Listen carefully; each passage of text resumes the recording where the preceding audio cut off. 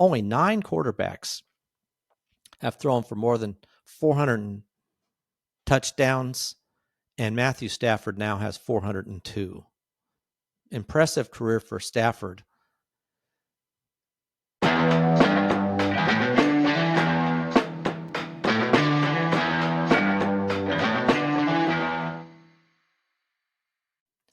Welcome to Just the Stats, NFL Top 10's for Tuesday. I'm Ernie Jennings, your host, and today we go back to looking at the Sunday games and the Monday night game. That Monday night game, well, if you were tired, you might not have been able to stay awake. It was really not much of a game. 10-7 that game was, but we'll get to it. But we'll start with the rest of the Sunday games and then work our way to the Monday night game. Hopefully we can get them all in 30 minutes, so I'll get going. I will tell you that I've changed the format. If you listened yesterday, where I'm going through the games, going through the top 10s for teams and different players on different teams as we look at the games. That way it's more of in a context of the games that happened on Sunday night, and I think that will work better. So we'll get started with the New York Jets the Cleveland Browns were at the New York Jets. And that game, 27-20, the Jets win that game. In that game, Justin Fields, they just quarterbacks were not much of anything. Justin Fields, 6 for 11 for 54 yards, a touchdown, interception. That's horrible. Dylan Gabriel for the Cleveland Browns, not much better. He did have 17 for 32 for 167 and 2 touchdowns, but sacked 6 times. Just not much of a game. Not a lot of yards in this game for anybody. Breece Hall did pretty well for the Jets, and Judkins for Cleveland did pretty well as well. And the quarterbacks were second leading rushers. Gabriel had 54 yards. Justin Fields had 28. But really, just kind of a dud of a game. I shouldn't say that. Jets won. A good game for them. They're 2-7 now.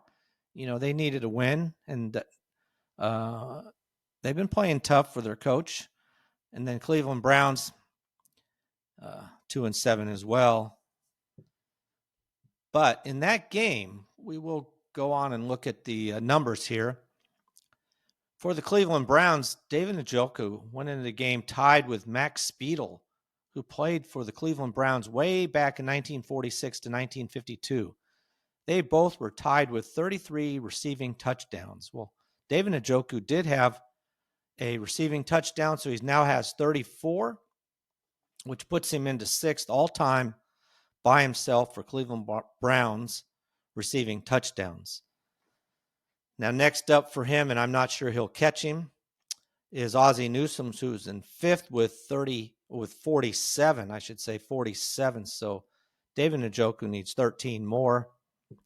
Frankly, I don't see that happening, but you never know. But that would be next up for David Njoku. Not a bad career for Njoku so far. I probably wishes he was on a team that was better, but sometimes it's not always what you hope for.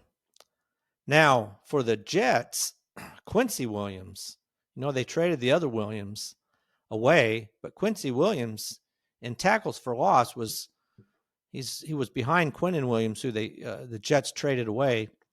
But Quincy Williams had 2 tackles for loss in this game, which ties him with John Abraham and David Harris, who both played in the 2000s. Abraham from 2000 to 2005, and Harris 2007 to 2016. But they both have 55 tackles for loss, and now Quincy Williams also has 55 tackles for loss. Next up for him is Quinnen Williams.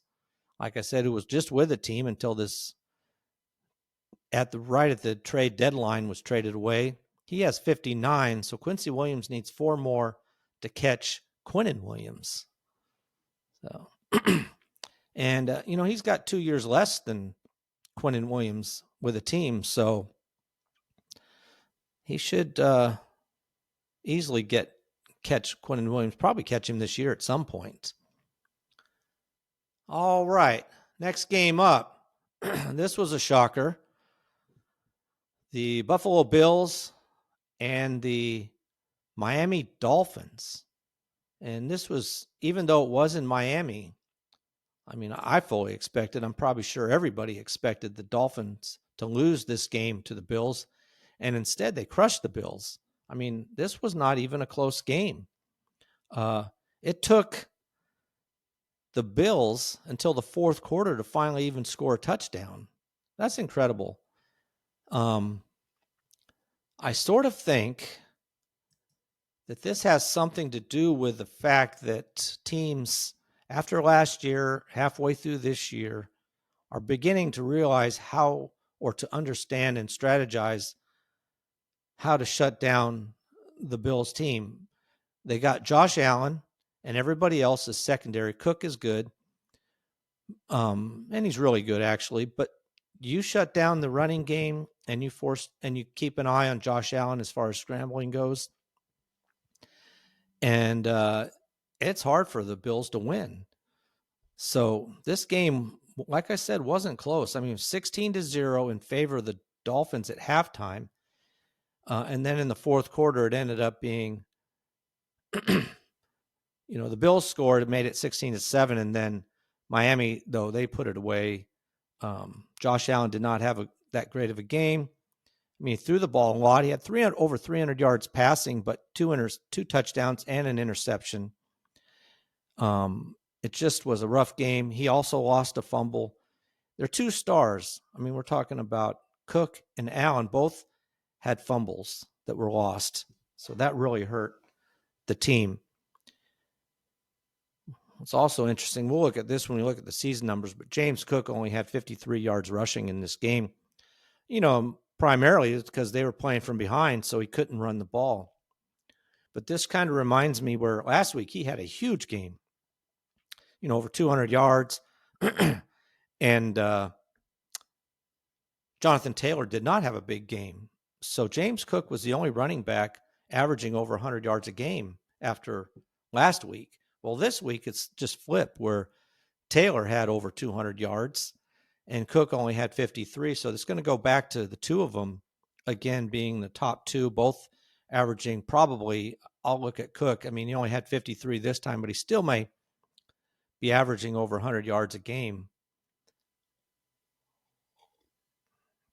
Now, in this game, it was a chain.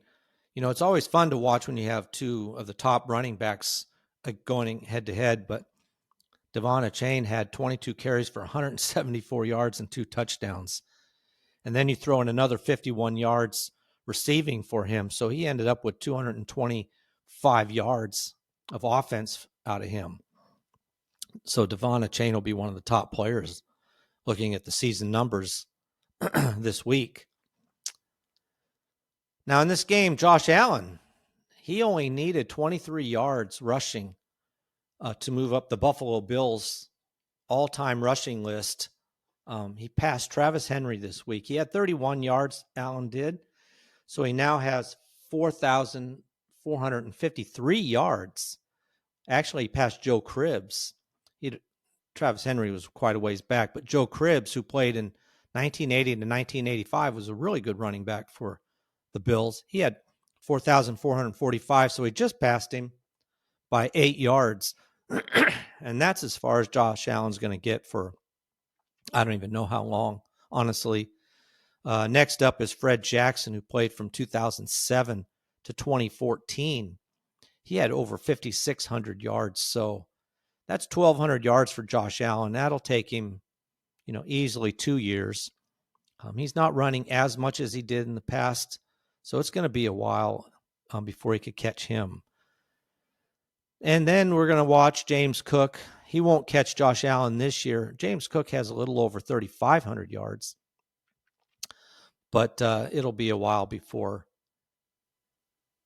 It won't be this year, like I said, before he catches Josh Allen. But at some point, if he stays with the team, and he did sign the contract, he will ultimately catch Josh Allen. But what a surprise. Miami Dolphins, now 3-7. The Buffalo Bills are 6-3. And that really helps out the New England Patriots. All right. Another number here. Jalen Waddle had a big game. 5 catches, 84 yards, and a touchdown. So for him, the 84 yards was good enough to bump him 2 spots. And in fact, he passed Tyreek Hill. So Jalen Waddle now has 4,799 yards receiving for the Miami Dolphins. That's good enough now to be in 6th place all time for the Dolphins. Like I said, he passed Devontae Parker and Tyreek Hill with his 84 yards in this game. So next up for him, which probably be at least 2 weeks, maybe 3 or 4, depending on how many he gets, is O.J. McDuffie, who played in the 90s. He has over 5,000 yards. So a little less than 300 yards Jalen Waddle needs to catch O.J. McDuffie, but he's next. So he did pass Tyreek Hill. And as I mentioned before, I don't see Tyreek Hill playing for the Dolphins next year. And I don't even know if he'll play anywhere, to be honest. We'll see, though. And in that game, he also had a touchdown. Jalen Waddle had a touchdown, 1 touchdown in this game. He was tied for 9th with Devontae Parker.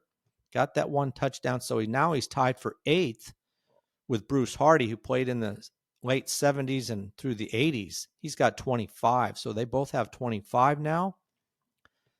25 receiving touchdowns puts him at tied for 8th. Jalen Waddle, that is. Next up for Jalen Waddle is Tyreek Hill again, who has 27 receiving touchdowns. So he needs 2 to tie Tyreek Hill for 7th. So I'm sure he'll do that some point this season. He could even do it next week. But yeah, it's interesting to see Jalen Waddle passing Tyreek Hill, who was the star of the team, All right, next game up, Arizona Cardinals at the Seattle Seahawks. In this game, I tell you, Seattle is looking good. They pretty much dominated in this game. I mean, they were winning, not pretty much, they absolutely did. They kind of even shut it down. I mean, they were winning 38-7 at halftime. So they kind of just put it into low gear and went on their merry way. I mean, Brissett threw only 50% of it, completed 50% of his passes, had 2 touchdowns, 258 yards, sacked 5 times. I mean, Sam Darnold threw 12 passes, completed 10 of them for 178 yards, 1 touchdown, 1 interception. They didn't have to do anything. I mean, they're winning by 38-7 at halftime. They're just wanting to get out of the game without injury. So that's kind of how the game went. Now, this Charbonnet Walker situation, if you're in fantasy football, they make it difficult. You expect to start Walker, but they both had the same amount of carries, but Charbonnet had 83 yards to 67 for Walker, and Charbonnet had the rushing touchdown as well. So, you just can't trust those 2 players. Now, Trey McBride had another good game for Arizona. Wow. 9 catches of 127 yards and a touchdown. Big game for him. Now, in this game, the only stat we're looking at for top 10s is Calais Campbell, who's been around since 2008. I mean, he's been around a long time. Now, he's been on the tackles for loss all-time NFL lists. He's number 3. He's now tied with J.J. Watt for number 2. He had 1 tackle for loss in this game. So now J.J. Watt and Calais Campbell both have 195 tackles for loss, which is 2nd all-time. Only player left for Calais Campbell to catch is Terrell Suggs, who has 202 tackles for loss. He played, from 2003 to 2019.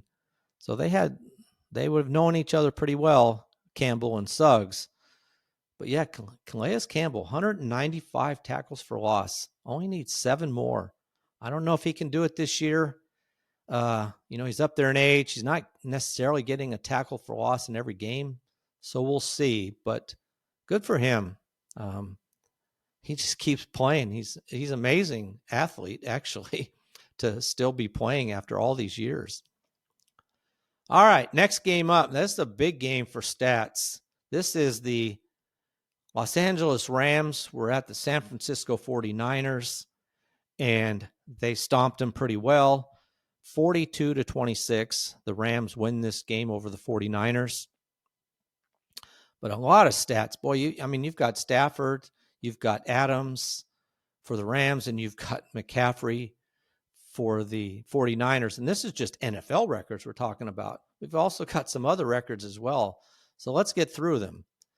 First of all, George Kittle had a receiving touchdown, which ties him now with Dwight Clark, another tight end. Both of them have 48 receiving touchdowns. Dwight Clark played in the end of the 70s and through the 80s. So they both have 48 receiving touchdowns now.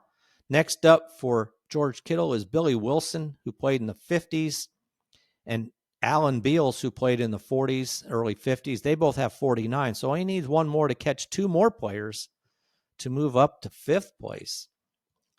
Good for George Kittle. After being hurt and then being used more as a blocking kind of a person, they finally got him in the game some. He did have 9 catches for 84 yards and a touchdown in this game, leading San Francisco receiver. Now, looking at Christian McCaffrey as far as running back receptions, NFL-wise, he has just been on an amazing pace. He had 8 more receptions as a running back. He now has 593, which bumps him all the way up to 5th. He jumped from 7th to 5th. He passed Marcus Allen, the great Raider, and he did play for Kansas City, but I don't count that, who played in the 80s and 90s, and then Tiki Barber played in the late 90s up through 2006. Tiki Barber has 586 receptions. Marcus Allen has 587.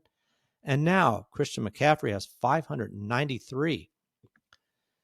The person he needs to catch next is Alvin Kamara, who had 3 receptions himself. He has 604.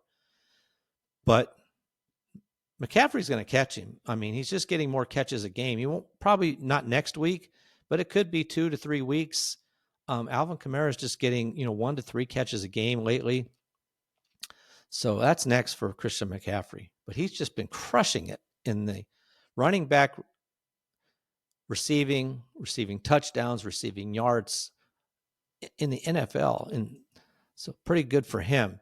Now, moving over to the Los Angeles Rams, I should mention real quick that Christian McCaffrey had those 8 catches, had 66 yards receiving in that game. Only had 30 yards rushing, though. So it was a very quiet game in the running department for San Francisco. But then they were playing from behind, so not a lot of running. Quarterback Mac Jones had 319 yards passing, 3 touchdowns and interception. Amazingly, he wasn't sacked at all. Matthew Stafford was sacked once, and we'll talk about that in a second. But back to Kyren Williams.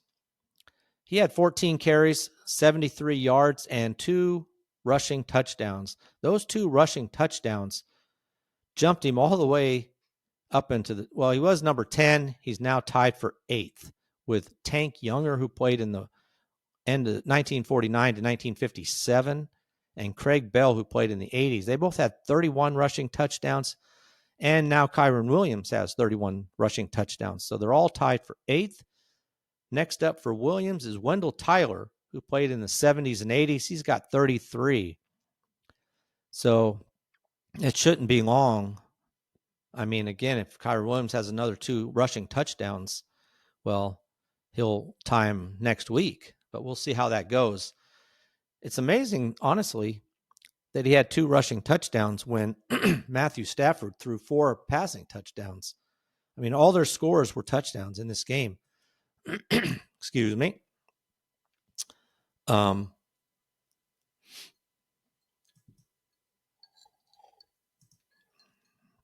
Now, another number here.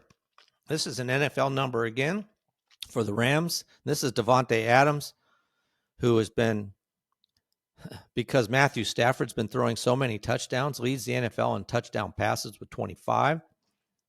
Davante Adams is getting a lot of those. He had another one yesterday, or on Sunday, that is. So he was tied with Tony Gonzalez with 111. He now has 112. So he's now in 8th place by himself. Davante Adams is in 8th place by himself with 112 receiving touchdowns. Next up for him is Antonio Gates, who played from 2003 to 2018. He has 116. I mean, Davante Adams wasn't even in the top 10 when he started the season. He's now passed Mike Evans and Tony Gonzalez, two, great players. All obviously, everybody on this list is Hall of Fame or will be Hall of Fame at some point. I mean, I'm sure Mike Evans will be, and Davante Adams at some point will be as well. This is the only receiving number right now that's reachable for a lot of players. The top 10 are just out there in yards and in receptions, but who knows how that will go. All right, another stat. This is Matthew Stafford. Now, despite how great his game was, he did get sacked one time in the game. So that now ties him. He was behind John Elway, who was in 7th. He's now tied with John Elway with 516 sacks in his career. So he's tied for 7th there. Next up for him is Brett Favre, who has 525. Hopefully for him, if he's only getting sacked once a game, maybe he doesn't even catch him, or if he just barely catches Brett Favre. But not too bad. One sack in a game is not too bad. Now, another number, this is not passing anybody, but Matthew Stafford was already on the NFL career passing touchdown list. He jumped onto this list he was already on it, honestly, but he's 9th right now, and he had 4 more touchdown passes, so he's now got 402, and I only mentioned that. Next up for him is Ben Roethlisberger, who has 418, so he's not passing anybody, but he's only the 9th quarterback in NFL history to throw for more than 400 touchdowns. Only 9 quarterbacks have thrown for more than 400 touchdowns, and Matthew Stafford now has 402. Impressive career for Stafford. So continuing on that theme with these touchdowns that he's had. Now in the game, Matthew Stafford went 24 for 36, 280 yards, 4 touchdowns, no interceptions. What a game. I think he's really impressive, looking to be the MVP at this point. Him and Jonathan Taylor. We'll see, though. So with 4 touchdowns, he now passed Norm Van Brocklin, the great Norm Van Brocklin, who played from 1949 to 1957. Van Brocklin had 118 touchdown passes. Matthew Stafford, with those 4, now has 120. So he's moved into 4th all-time in the Los Angeles Rams passing touchdowns. What's amazing is he has a chance. If he plays next year, he could move to number 1 on the Rams passing touchdown list. He's already number 1 in Detroit Lions history.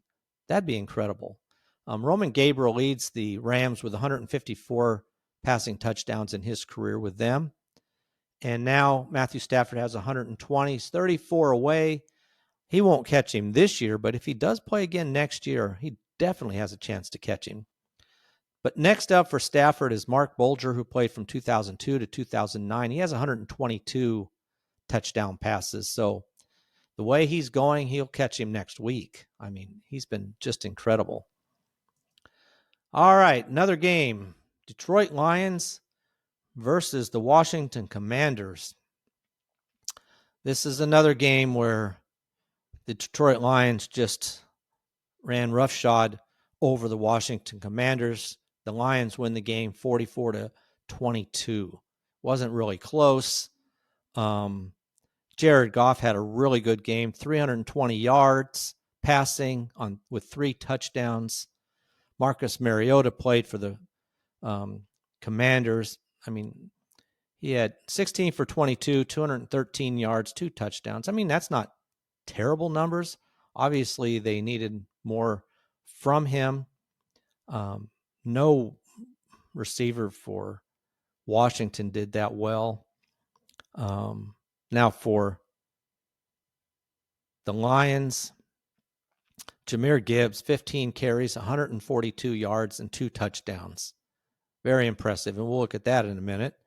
And then David Montgomery also had 15 carries for 71 yards, so both of them played well. And this was a big game for Jameson Williams. Everybody's been waiting for him to break out. This was his biggest game, I believe, this year. 6 catches, 119 yards, and a touchdown. Amon-Ra St. Brown, only 5 catches for 58 yards, but he did have a touchdown himself. So those are some of your biggest players. Now, when we're talking about St. Brown and Gibbs again, well, those 2 players each had a receiving touchdown, but they're also on the Detroit Lions career list for all touchdowns, whether it's receiving or rushing. And they're right beside each other, actually.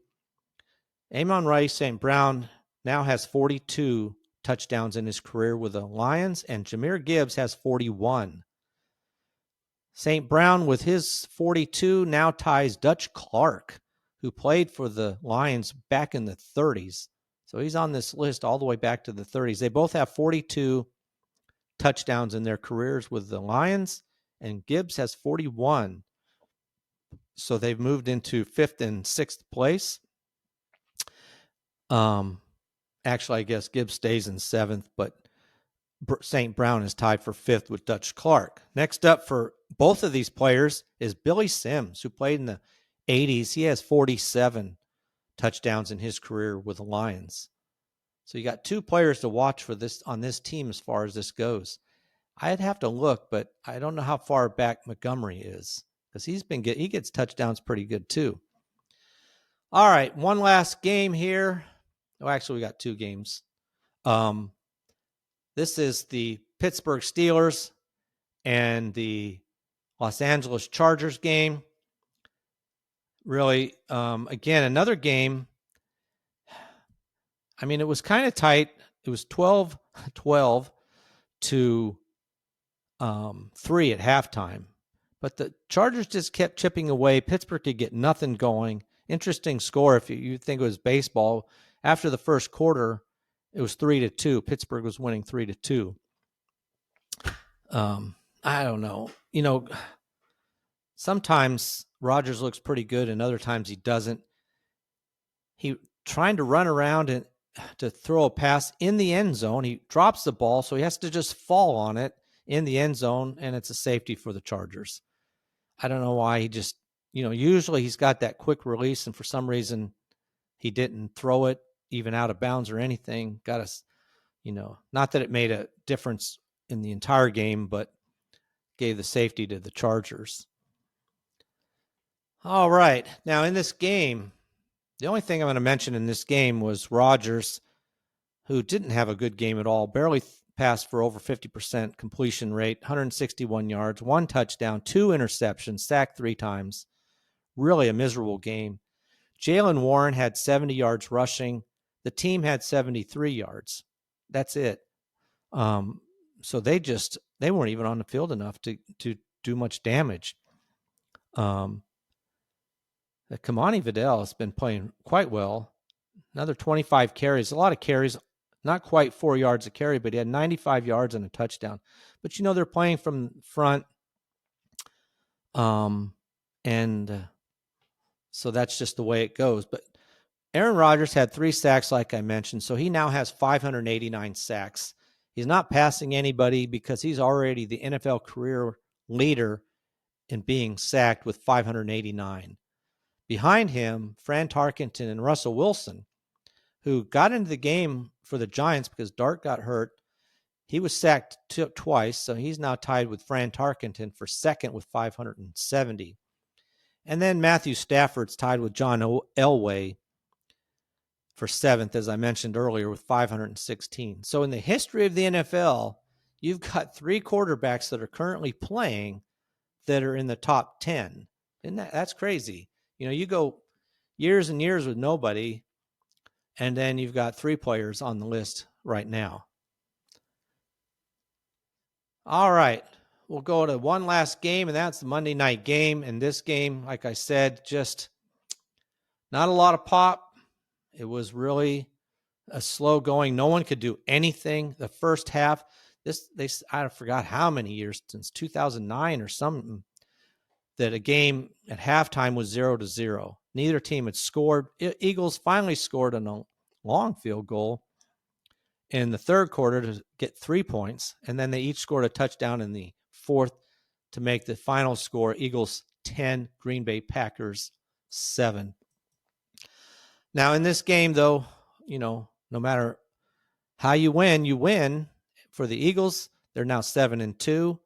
And for Nick Sirianni, he is now past Dick Vermeil for third place all-time coaching wins for the Philadelphia Eagles. He's now got 55 coaching wins. Dick Vermeil had 54.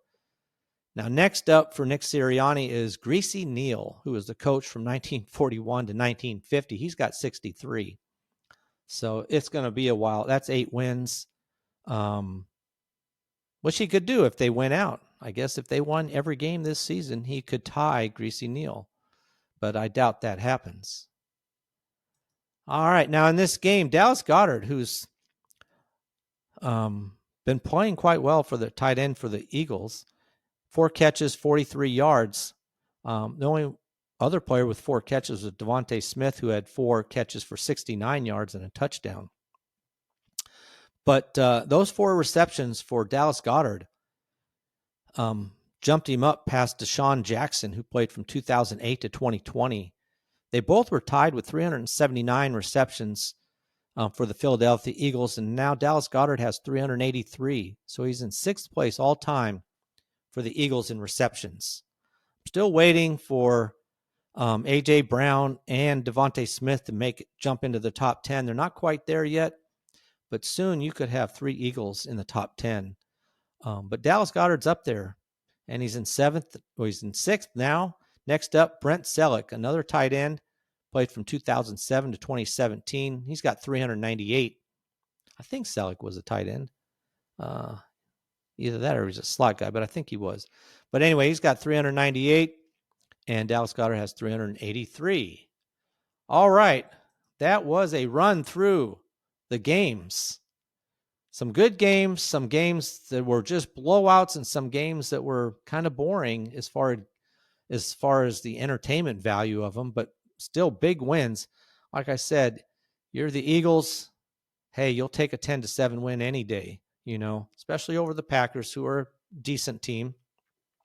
That was just a defensive battle on Monday night. All right. That is a wrap for NFL Top 10s for Tuesday. Appreciate you listening. Please like, subscribe. You can comment as well. You can do all that on YouTube at Just the Stats NFL. You'll find this podcast. Also on apps, whether it's Apple, Spotify, or whatever app you might use. And you can comment there as well. You can also get a hold of me at justthestatsnfl@gmail.com if you have a comment.